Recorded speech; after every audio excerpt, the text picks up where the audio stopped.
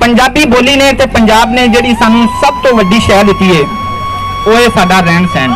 जिहड़ा पंजाब दा ते पंजाबी लोकां दा रहन सहन है ना, मिल जुल के रहना, वो अज भी चलदा पिया है।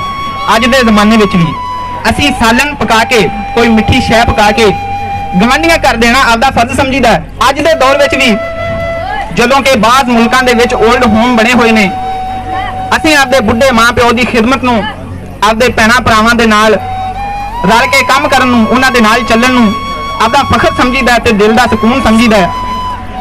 साडे पंजाब विच अज भी नाल दे घर मरीज पिया होवे, महल्ले विच कोई बीमार होवे, असीं उहदा हाल पुछण जाईदा है।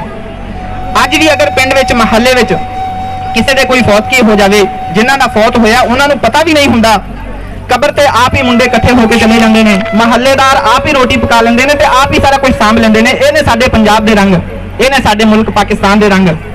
कोई बाहरला मुल्क मैनूं इहो जिहा कल्चर विखावे, इहो जिहियां मिसालां विखावे, ते जे रात नूं सानूं पता लगे कि फलाने मोड़ ते चोरां ने साडे पिंड दा कोई बंदा डक लिया, ते भला की हुंदा है?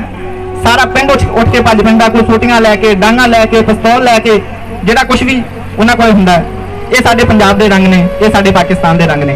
तां ही बाबे हुणां ने लिखिआ है कि मन दा मास खवा देंदे, जेड़ा इहनूं प्यार करे, कोई भी जबरन कर नहीं सकदा, विंगा वाल पंजाबी दा।